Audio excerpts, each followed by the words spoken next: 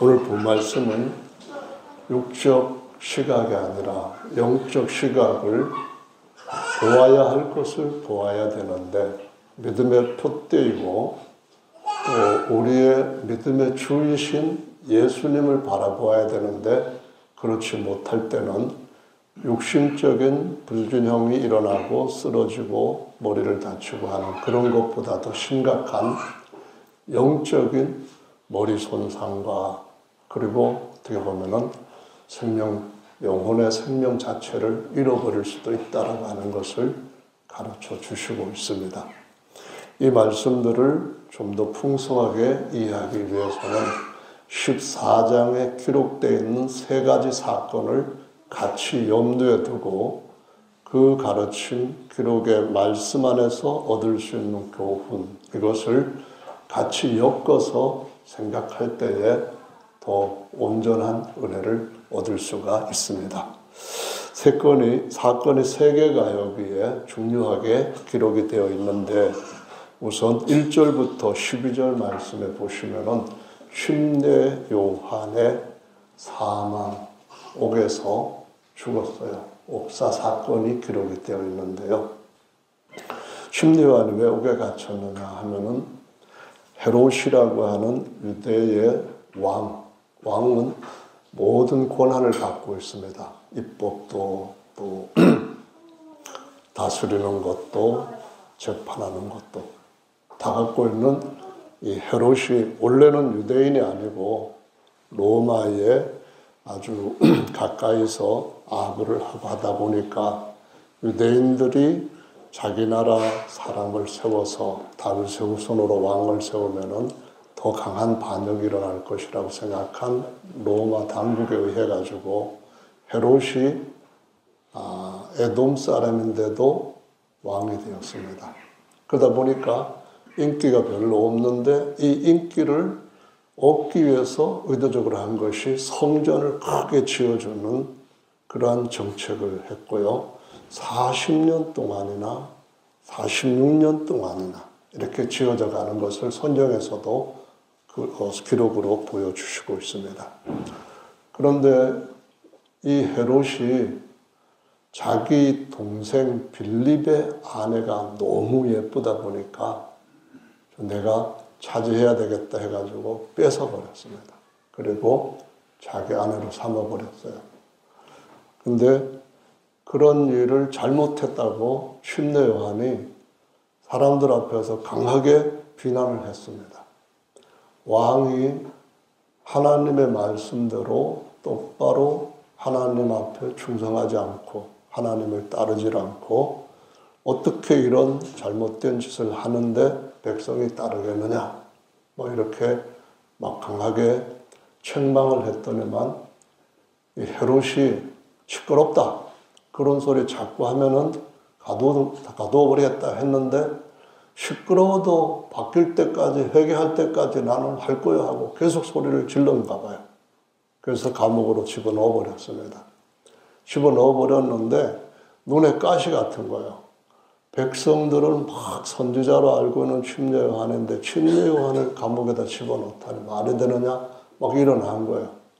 그래서 이걸 어떻게 죽일 수도 없고 그렇다고 풀어줄 수도 더더구나 없고 어떻게 해야 되겠느냐 하고 있는 중에 잔치에 이 헤롯이 막 이런저런 것 갖다 흥청망청하고 막 즐기고 난 뒤에 고안에 취해가지고 집에 딱 들어왔는데, 그 집에서 그 잔치를 할 때에 바로 헤롯의 새로운 부인이 되었던 딸이, 다른 그 빌립한테서부터 태어난 딸이 막 헤롯을 위해서 춤을 아주 날아가는 나비처럼 막 이렇게 다 추었습니다. 술 먹고 나니까 기분이 좋아갖고 뭐라고 했는가 하면 여러 사람들 앞에서 이런 얘기를 한 겁니다.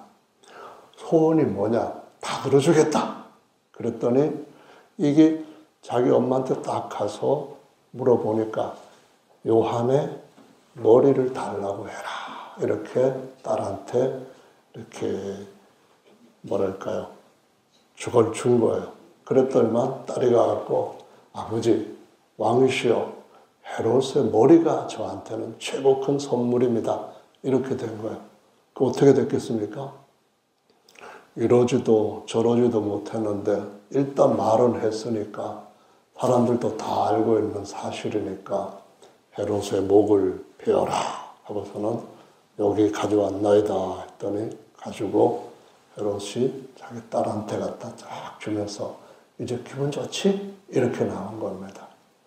예수님께서 이렇게 헤롯이 언젠가는 요한을 죽일 것을 알고 계셨는데 그냥 가만히 계시다가 요한으로부터 보냄을 받은 신부는 사자라고 표현을 했는데요. 그들이 와서 예수님한테 뭔가를 질문을 하는 것을 답하시게 됩니다. 어떤 거냐면은 예수님께서 처음에 공생애를 시작할 때 침례를 받을 때 예수님이 바로 하나님의 아들 진짜 그리스도다. 이것을 소개해 준 사람. 그리고 그 증거는 내 말만 그런 것이 아니고 내가 침례를 때 위에 그 사람, 침례받는 사람 머리 위에 하나님의 영이 사람의 눈으로 볼 수 있는 이런 비둘기 같은 형상으로 쫙 임하는 걸 보거든 그가 바로 하나님의 아들이요. 성령으로 침례 주시는 분인 줄로 알라. 그러는데 정말 예수님이 침례 받으실 때, 침례관한테 침례 받을 때 그런 일이 일어났거든요. 그래서 예수님을 이스라엘 나라에게 참 메시아, 약속으로 계속 기다려왔던 바로 그리스도다 하는 것을 확인을 시켜주고 이제는 이스라엘 나라 전체에게 메시아로 취임식을 그때 한 것과 같은 의미를 거기에서 나타내셨거든요. 그랬던 침례요한인데 이제 죽을 수 있겠다, 곧 죽겠다 하는 분위기가 왔을 때에 제자들한테 물어봅니다. 이 나라를 이렇게 썩어 빠졌는데 바꾸지도 않고 메시아라고 내가 소개했는데 내가 얼마만큼 저분에 대해 갖고 바로 알고 전했을까? 그런 마음이 뭔가 그에게 확실하게 하나님과 소통하는 과정 가운데 있을 때는 잡힌 것 같았고 확실한 것 같은 것들이 죽음이라고 하는 사실이 가까이 다가오며 자기를 에워쌀 때 흔들리기 시작했습니다. 그래서 사람을 보냈던 거예요. 뭐라고 질문을 하게 했냐면은 오시겠다고 하셨던 그분이 당신입니까? 아니면 우리가 또 다른 누구를 기다려야 됩니까? 라고 물어봅니다. 이것은 침례요한만이 믿음이 약하다 그렇게 오판하시고 단죄하시면 안 되는 겁니다. 왜냐하면 예수님이 어마어마한 사건들, 기적들을 행하시고 수많은 사람들한테 놀라운 가르침을 가르치고 계속 3년 반 동안이나 특별히 따라다니면서 교육받고 예수님이 부활하신 모습을 40일 동안이나 봤던 제자들도 똑같이 뭐를 생각했냐면은 모두가 다 그런 건 아닐 수도 있지만은 이스라엘 나라를 회복하심이 이때입니까? 라고 땅의 나라에 대한 관심에서부터 벗어날 수가 없었던 겁니다. 그런데 이런 일은 하나님 나라를 사모하고 이미 우리 안에서 시작이 되었다고 믿는 사람들도 뭔가 보아야 할 그것들을 바라보지 않고 주변에서 일어나는 상황이나 장차 내게 닥쳐올 것 같은 어떤 예견 같은 데에 휩싸이게 되면은 똑같이 흔들릴 수밖에 없다는 사실을 보여주고 있는 것입니다. 예수님께서 제자들이 있는 자리에서 요한의 사자들 앞에 말합니다. 너희가 광야에 왜 나갔었느냐? 부드럽고 화려한 옷을 입은 사람들을 보려고 나갔었느냐? 화려한 옷을 입은 사람들은 왕궁에 있느니라. 봐봐라. 관직에 따라서 솔로몬 시대 때부터 얼마나 옷의 복식의 여러 가지 방법들, 거기에다 더해지는 권위와 위인을 풀면은 그런 것들이 있느냐? 그거 보러 간 거 아니지 않냐? 침례요한은 그냥 먹는 것도 메뚜기나 육청 먹고, 그런 땅에서, 돌에서 나오는 그런, 뭐랄까요, 정제하지도 아니한 꿀이나 이런 빨아먹고 하는 거의 야생인이었거든요. 약대 옷에다가 야생하는 그런 정도였지만 거기서 하나님의 말씀을 외쳤다는 사람입니다. 뭐라고 외쳤는가 하면 모든 인생은 풀이다. 모든 인생의 영광은 풀의 꽃과 같다. 풀은 마르고 꽃은 떨어지지만 주의 말씀은 세세토록 영원하다. 이 말씀을 계속 외쳤기 때문에 그것 들으러 갔던 것 아니냐 그 말씀을 하십니다. 그리고 너희가 뭐하러 또한 광야에 나갔었느냐. 거기에 하나님 말씀을 전하는 그런 사람들 외에 저기 왕궁에서 이렇게 왕궁이 아니라 성전에서 거짓된 것들이나 그냥 다 얘기하고 자기들의 사용만 추구하는 그런 사람들을 보려고 나갔더냐? 그거 너희들이 원하는 것 아니냐 하시면서 주님께서 말씀하시기를 이렇게 말씀합니다. 뛰어난 진짜 다른 선지자보다 더 뛰어난 선지자를 보러 간 것 아니냐.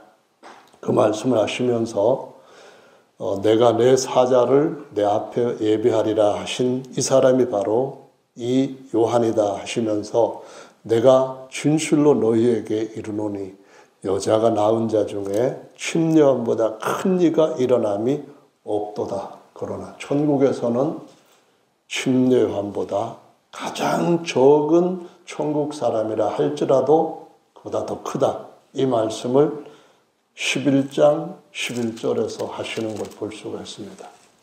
오늘날도 하나님의 말씀을 광야에서 외치는 사람이 있습니다.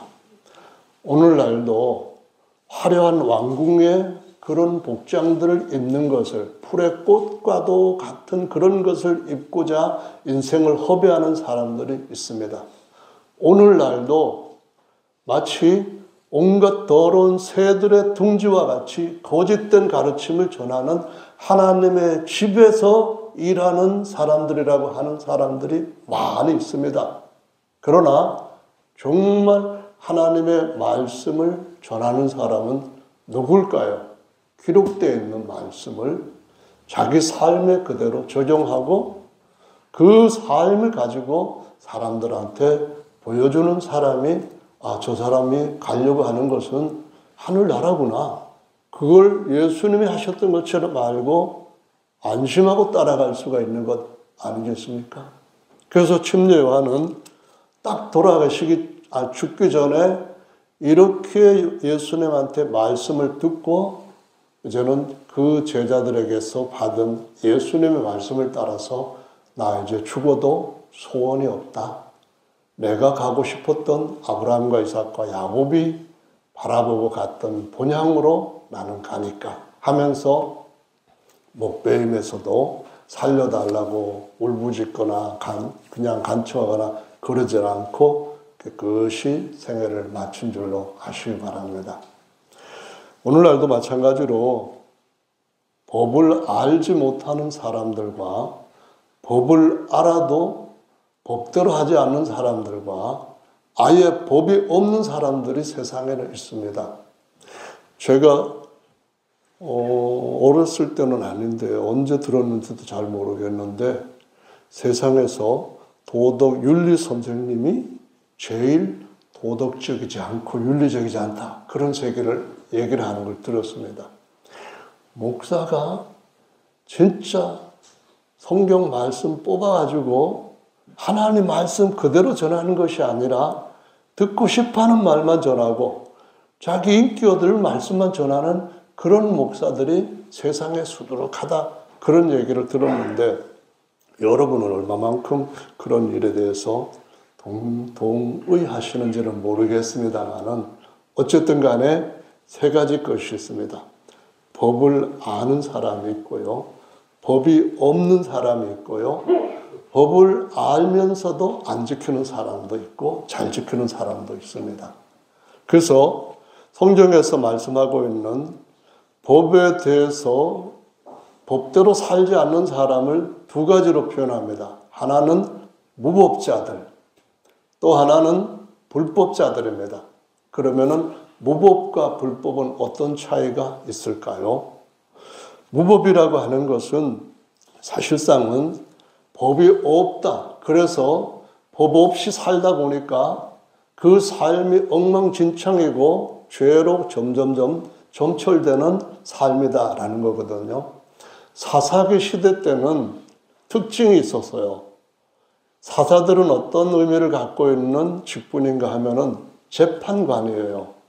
재판관을 갖다가 저지라고 영어로 표현하는 이 사사라는 말로 표현을 했는데, 이 사사들이 있던 시대에 계속 이방 나라나 아니면 남조든 원주민에 의해 가지고 짓밟히고 고생하고 막 이제는 거의 죽게 되다시피 하면 하나님 살려주세요. 이제 우리 하나님 믿을게요 하고 막 소리 질러 갖고 하나님 앞에 매달리고 하면은 하나님 워낙 착하신 분이래 가지고 자기 자식밖에 모르는 자식 바보래 가지고 사사라고 하는 사람을 세워 가지고 그 사람으로 하여금 적들을 이기게 하시고 물리치게 하시고 때로는 그들을 아예 그냥 짓밟아 버리게 하시면서 구원해 주시오. 그러면은 사사가 다스리는 동안에는 반짝 하나님 말씀대로 살겠다고 하면서 또 사라지고 또 죄 짓고 또 사사들 일으켜달라고 하고 이런 일이 사사시대 때 계속 반복했는데 그들 속에 뭐가 없었는가 하면은 진짜 왕이신 하나님이 없어서 그와 같은 일을 반복했다는 말씀으로 마지막 사사기 21장 25절의 못을 딱 받고 있습니다. 마찬가지 의미예요.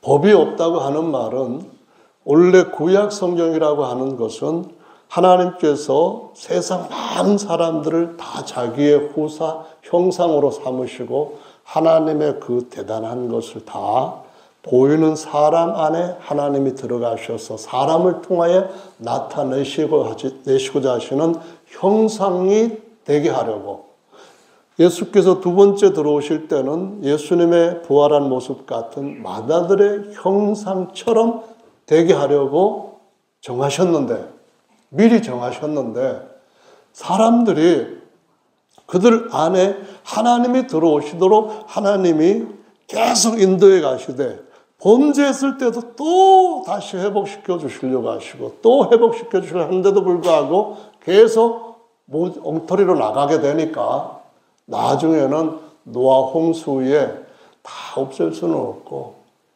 그냥 이 방법으로 바꿔가지고 해보자 한 것이 뭐냐면은 너희 가운데서 자꾸 사람도 신으로 섬기고 하는데 진짜 창조주인 나를 섬길 자가 누구냐? 진짜 나를 섬길 자 손들어봐 그랬더니만 아브라함이 저가 지금까지 하나님만 섬겼는데 앞으로도 하나님만 섬길게요 하고 딱 일어난 거죠. 그래서 하나님이 그래 선택을 하셨다는 겁니다.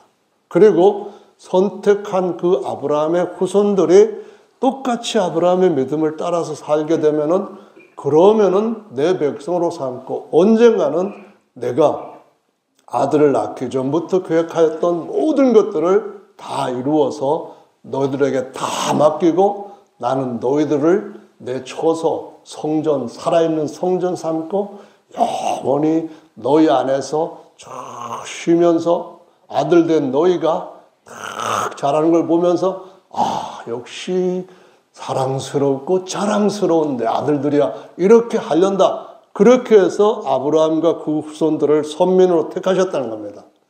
그러면서 그 약속을 이루겠다고 해가지고 언약을 주셨기 때문에 언약이 또 다른 의미로는 반드시 그렇게 되고 그렇게 살아야 된다는 의미를 갖고 있고 강조성이 있기 때문에 법이라는 말씀을 주시면서 아브라함과 그 후손들에게 주신 법을 더 세밀화시키고 더 분명하게 문장에다가 집어넣어가지고 글로 남겨주신 것이 바로 모세율법이고 모세율법의 선지자뿐만 아니라 아브라함이나 또 다른 여자가 낳은 후손 중에서도 가장 큰 자가 침례 요한이라고 했는데 하나님은 아브라함과 이삭과 그 후손 선민들에게 주셨던 율법보다도 더 뛰어난 완전히 좋은 법을 하나님의 아들 그리스도를 보내서 주시겠다고 하는 약속이 이 말씀 안에 들어있는 겁니다.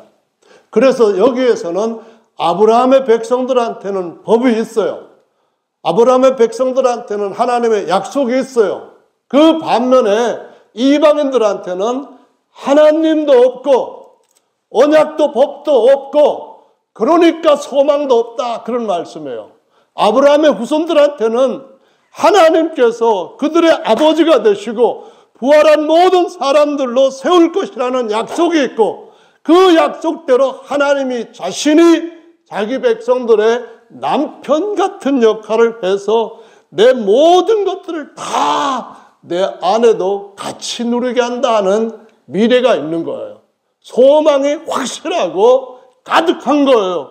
그런데 이 구약의 약속과는 다른 점이 무엇이냐 하면은 이 구약은 그런 것에 대해서 보여주는 그림자이고 아직까지 사람의 온전한 피, 의인의 피를 가지고 죄를 사해 준 것이 아니기 때문에 임시 덮어놓은 상태이고 약한 법이고 낮은 법이고 한데 그 법의 성격을 딱 한마디로 다른 말로 하면은 너희들은 다 죄 아래 갇혀 있다. 언젠가는 예수께서 오셔서 너희들을 지배하고 있는 죄와 사망을 머리를 깨버리고 자연히 해방시키고 나가 자연스럽게 내가 자유스럽게 내가 풍요하게 누릴 수 있는 모든 하늘의 자유와 안식을 내 아들들로서 누리게 해 주겠다는 이 법을 주시기 위해서 모형으로 주셨던 것이고 예수님은 오셔서 진짜 백으로 주셨기 때문에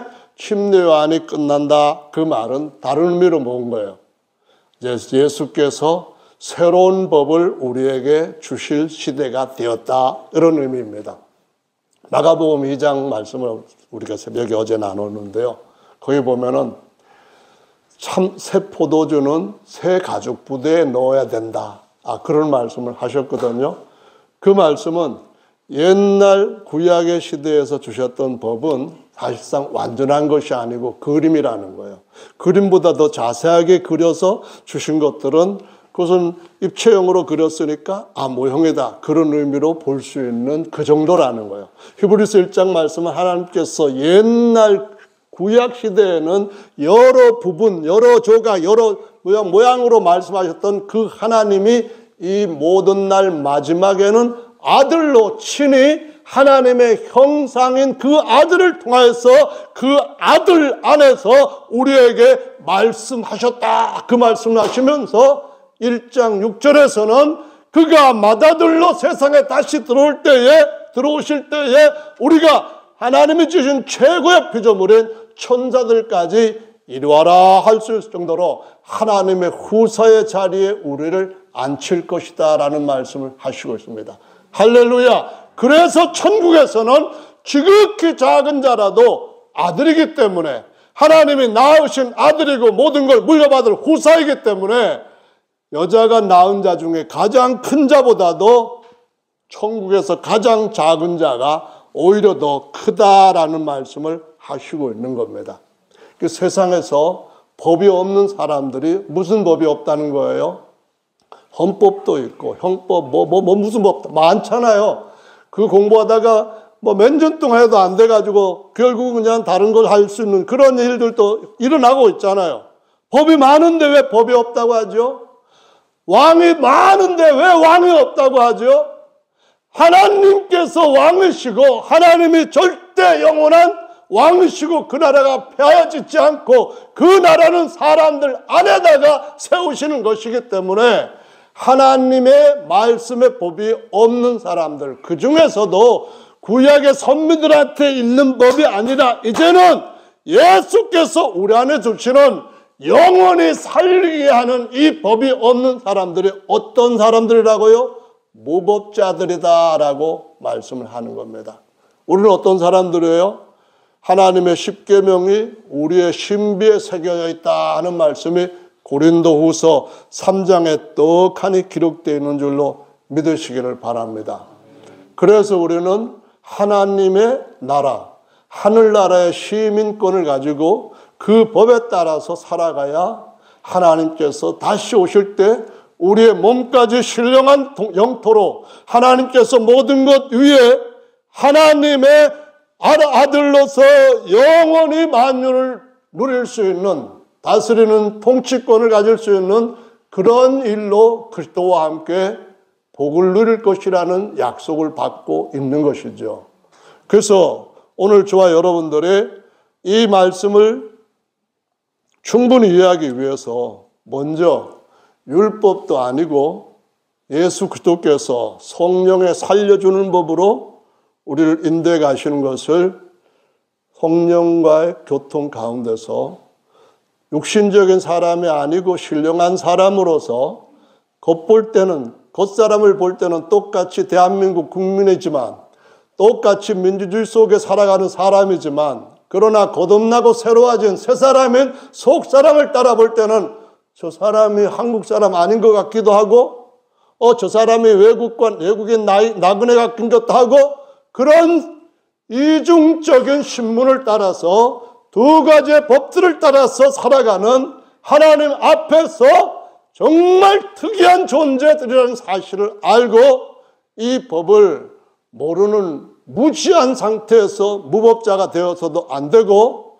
이 법을 알면서도 법을 지키지 않고 세상 법을 따라서 아니면은 불법, 온갖 잘못된 것을 그냥 괜찮으면서 쫓아가는 불법자도 되지 않고 우리 주 예수님 앞에서 어떻게든지 우리 자신을 돌아보면서 사울 왕과 같이 하지 않고 다윗 왕과 같이 내가 잘못을 했을 때라도 하나님의 인자하심은 한이 없기 때문에 다시 돌이키면 용서하시는 분이기 때문에 아말렉 족속들을 하나님께서 멸망시키라고 하셨지만 하나님께서 말씀하신 것을 보면은 하나님이 모든 사람들한테 용서의 기회를 주시면서 돌아오면은 아무리 하나님이 선민만 사랑하신다고 언약을 맺었다 할지라도 선민으로 바꾸어 주시는 역사를 아브라함에 가셨던 것처럼 그 누구에게도 하신다는 사실을 보여주시고 있는 것입니다.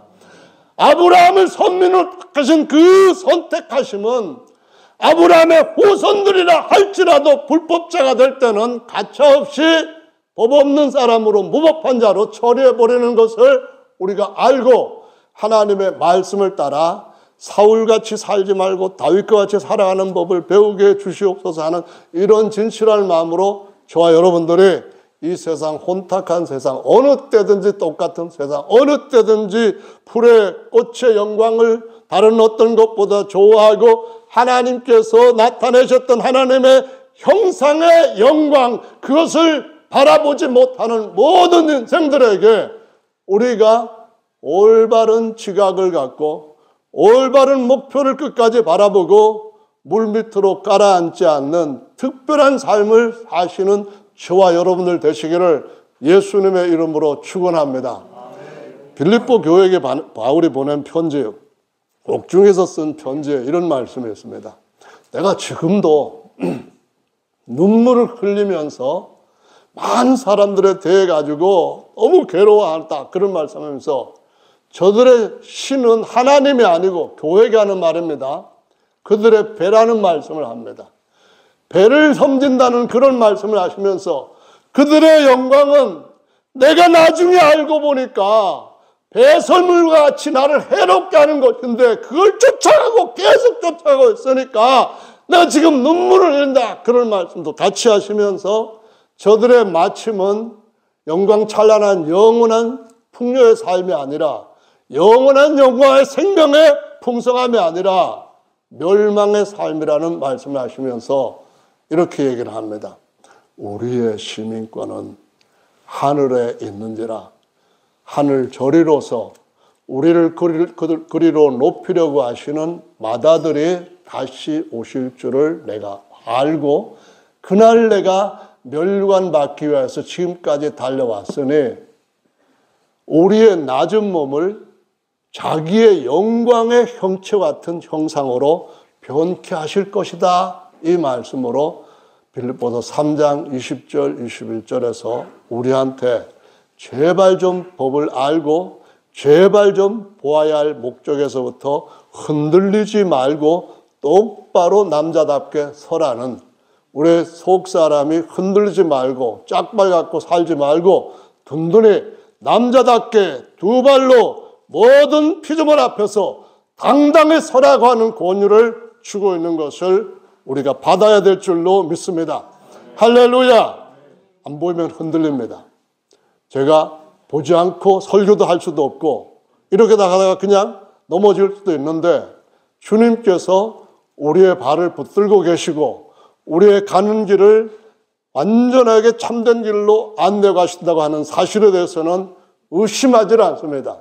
제가 약하기 때문에 실족할 수도 있지만은 실족했을 때에 엎어져 있는 것이 아니라 실족했을 때 나 끝났다라고 포기하는 것이 아니라 주님께서 나를 사랑하시고 죄인들을 위하여 십자가에서 그 독생자를 주기까지 하셨으니 거기다가 내가 뭐가 주님이 보시기에 의로운 거 있어서 믿을 만한 거 있어서 자기의 성령 예수 그리스도의 성령까지 쏟아 부어 주셨던 그런 분인데 그분의 사랑이 내 가운데 그렇게 강렬하게 부어지고 그 성령이 나를 위해서 마지막 하나님의 심판대 앞에서 나를 변화줄 수 있는 보증으로까지 삼아주셨다고 하시는데 내가 왜 예수님 믿는 일에 실패했다고 그냥 주저앉아 있을 수 있겠냐, 이런 생각을 하나님의 말씀으로 우리에게 주신 약속을 갖고 있기 때문에 우리의 심령의 깨끗한 양심에 그와 같은 하나님께서 주신 선한 증거가 있기 때문에, 좋은 증거가 있기 때문에 우리는 끝까지 승리할 수 있는 자들이 되는 줄로 믿으시기를 바랍니다. 할렐루야, 아멘. 그래서 오늘날 우리는 하나님 앞에서 살아가는 법을 제대로 어떤 한계에서든지 학습할 수 있는 그 상황 속에 넣어지고 하나님은 살피시고 우리를 도우신다고 하는 사실을 꼭 기억하시기를 예수님의 이름으로 축원합니다. 세상의 권력 사실은 아무것도 아니잖아요. 40년 동안 못된 짓을 하는 사울을 하나님이 곧바로 그냥 끌어내려 버리고 그 다음에 자기 마음에 딱 드는 그 다윗을 갖다 팍 집어넣을 수도 있는데 하나님이 40년 통치할 때까지 끌어내셨어요? 그냥 두셨습니다. 왜 그런 일을 하실까요? 하나님은 사울도 사랑하시는 하나님이신 줄 믿습니다. 우리 모두를 하나님이 사랑하셔요. 하나님 말씀하시기를 내가 나를 버리지 않으면 나는 끝까지 너를 붙들 것이요. 그는 일양 미쁘시기 때문에 내가 하나님을 끝까지 붙들고 놓지 않는 이상 하나님은 나를 끌어올리셔서 사슴과 같이 높은 길을 걷게 하신다고 하는, 왕도를 가게 하는 하나님이신 줄로 믿습니다. 영원히 만유를 다스리게 하시는 하나님이신 줄 믿습니다. 그래서 이 꿈을 가지고 이 약속을 가지고 저와 여러분들은 법대로 살아갑시다. 하나님의 법대로 살아가는 하나님의 시민으로 우리의 삶을 끝까지 채우고 맞춰야 될 줄로 믿습니다. 한국 정세 같은 경우라면은 진짜 너무나 세상 부귀영화 권력이 무상하다는 생각이 듭니다. 제가 태어나서 대통령이 탄핵되는 것을 3번 봤어요. 하나는 노무현 탄핵되고 났는데 백성들이 또 막 반대를 해가지고 그냥 대통령 자리에서 있었어요. 2번째 대통령 탄핵, 박근혜 대통령 탄핵됐습니다. 3번째 또 윤석열 대통령 탄핵됐습니다. 지금 헌재에 가서 어떻게 될지 모르지만 박근혜 때와 다른 점은 가장 중요한 것, 하나님 앞에서가 아니라 할지라도 세상 법 앞에라도 정직하고 자기한테 권력을 준 백성들을 존중하는 마음을 갖는 것은 지도자가 가져야 할 공복의 가장 첫 번째 중요한 정신이고 태도이고 마음이고 의무이고 그렇지 않을 때는 무한 책임을 지는 것이 최고 권력 자리에 있는 자가 선사하고 갖는 것이라고 생각을 해요. 그래서 박근혜 대통령 같은 경우는 뭐 국정농단에 뭘 했다 해가지고 또 제대로 통치를 못했다 해가지고 됐는데, 이번 같은 경우는 거기다가 내란이라고 하는 혐오까지 같이 붙어 있다 보니까 제가 볼 때 이 국면을 권좌에 앉아있는 자로서 가장 선명하게 할 수 있는 길은, 나중에 모든 것들은 그것은 거기에서부터 얼마든지 뭐랄까요, 좋은 환경으로, 최선으로 아니면 차선으로 바뀔 수 있어요. 전두환 대통령 쿠데타를 성공했기 때문에 처벌을 할 수 없다 그랬지만은 김영삼 정부에 와가지고 김영삼 정권이 흔들리려고 하고 이런저런 악재가 나타나고 하니까 그냥 하나에 쓸어버리면서 대통령 두 사람을 갖다 단죄를 했습니다. 무기징역 받고. 근데 다 왔잖아요. 세상 정권이라고 하는 것은 백성들한테 어떤 식으로 보이냐에 따라가지고 왔다 갔다 하는 것이 백성들이 권한을 갖고 있는 사람들이기 때문에요. 아, 정말 잘못했고 내가 이거 가지고 다시는 백성들한테 근심이 안 되고 보람이 되고 자랑이 되게 노력하겠다. 이런 쪽으로 바뀌면은 하나님께서 사울한테도, 다윗을 죽이려고 그렇게 쫓아다니는 사울한테도 3,000명의 정예병 만들어가지고 친히 국정도 다 팽개치고 왕이 그냥 그런데 잡으러 다니면은 나머지는 전부 다 엉망진창일 거 아니에요. 40년 동안 기다리셨던 그 하나님이 한편으로는 그가 돌아올 때를 기다리시는 거죠. 또 한편으로는 자기의 내 마음에 자신과 백성을 영원히 평안케 할 수 있는 지도자는 하나님께서 친히 담궜다가 뺐다가 해서 얻는 것이다 하는 것을 다윗의 삶을 통해서 보여주신 것입니다. 사람의 역사는, 땅에서 주권을 갖고 있는 사람들의 마음은 아무 때나 바뀌어요. 감옥에 갔어도 대통령 자리에 오를 수 있고, 아무 때나 자기들이 좋아하는, 원하는 것, 그런 쪽으로 가거나, 남들보다도 뭔가 이 사람이 나한테 더 필요하다면 글로 마음이 쏠리게 돼 있어요. 그러기 위해서는 세상에서도 단련하고 재련하는 것이 유익하다고 하는 사실을 보여주고 있어요.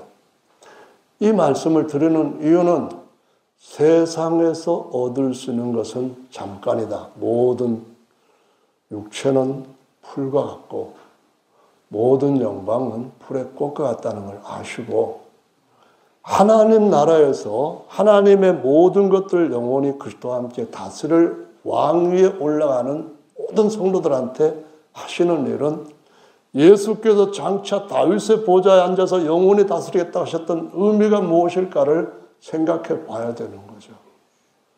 그것은 무엇을 우리에게 가르쳐 주시는 걸까요? 법대로 사는 데 있어서는 불법과 싸울 때 하나님의 손길을 바라보고 하나님의 권세가 그것을 풀어갈 수 있도록 하나님의 법에서 절대로 벗어나지 않을 뿐만 아니라 어떻게든지 간에 나는 하나님께서 세상의 모든 사람들을 구원하셔서 자기의 후사들로 세우려고 하시는 그 목적에 맞게 내 인생을 헌신하겠다. 아니면 거기에 조금이라도 보탬이 되겠다. 이 생각을 갖고 살아가는 성도의 모습을 볼 때 주님 다시 오시는 그날 우리가 얼굴과 얼굴을 그분과 대면하여 만날 수 있도록 영원히 선택하실 줄로 믿으시기를 바랍니다. 주님은 정말 곧 오실 때가 되었다고들 얘기들 많이 합니다. 하나님의 백성이고 그리스도와 함께 왕노릇할 자라고 하는 사람들이 천국에서는 지극히 작은 자라도 세상에 하나님의 선택 선민 중에서도 가장 큰 자로 했던 자보다 더 크게 여기시는 하나님이 괜히 그렇게 여기실까요? 다윗의 삶을 부분이라도 쫓아가려고 하는 그와 같은 삶의 흔적들이 있을 때 그것들이 모여서 장차 주님께서 우리에게 주실 칭찬과 상이 그날 우리의 고난이 영광으로 바뀌어지는 것임을 모두가 다 현실로 접하게 될 줄로 믿으시기를 바랍니다. 그래서 저는 하나님이 좋아요. 여러분들도 저보다 하나님을 더 좋아하셔요. 왜냐하면 하나님처럼 선하신 분, 좋은 분이 없으시니까요. 그럼 어떻게 해야 될까요? 하나님, 우리를 다스려 주시옵소서. 우리 속에 언제든지 저는 주님을 밖으로 내보내질 않고 그냥 친구처럼 생각할 때도 있지만 불갑은 내가 모든 것을 다 이룬다 할지라도 결정해야 될 때는 왕으로 주님을 대하겠습니다. 이스라엘 나라가 이런 걸 잃어버렸기 때문에 북쪽 이스라엘 먼저 완전히 비참하게 망하고 남쪽 유다도 망해서 바벨론한테 완전 짓밟히고 성전도 다 허물어졌어요. 그런데 나라가 없었어도 소망도 없고 아무 것 없어서도 다니엘과 세 친구들은 그들 속에 하늘에 계시는 왕이 있다고 하는 사실을 잊은 적이 없는 것으로 다니엘서에 나타나고 있습니다. 1장부터 2장에도 나오고 3장에도 나오고 4장에도 나오고 5장, 6장까지 나오고 왕이신 그 하나님을 세상의 제왕들 앞에도 보여줄 수 있는 이러한 대단한 하늘의 왕의 신하들 얼마나 하나님께서 보시기에 자랑스러우시겠습니까? 7장부터 이어지는 12장까지 앞으로 일어날 일은 이와 같다 해서 다니엘서는 구약의 계시록 이렇게 얘기를 합니다. 지금도 하나님은 역사를 이루고 계시는 줄로 믿습니다. 우리의 삶 가운데 함께 하시면서 그분의 최선을 실패 없이 이루어 주시는 분인 줄로 믿습니다. 그분은 일양 미쁘신 분이라고 모든 믿음의 선진들이 증거하고 삶으로 그것을 확실하게 보여주었습니다. 오늘날 이 시대를 사는 저와 여러분들도 하나님은 모든 상황 가운데서 그분은 내 친구요, 내 가장 사랑하는 님이시며 내가 영원히 무릎 꿇고 경배할 왕이시라고 하는 고백을 진실한 마음에서 하시기를 바랍니다. 종으로 오셨던 그분이 다시 왕으로 오실 날이 가까이 다가오고 있습니다. 우리 찬양팀 나와서 찬양 잠깐 하는 동안에 찬양 같이 하시면서 기도하는 시간 같이 갖겠습니다.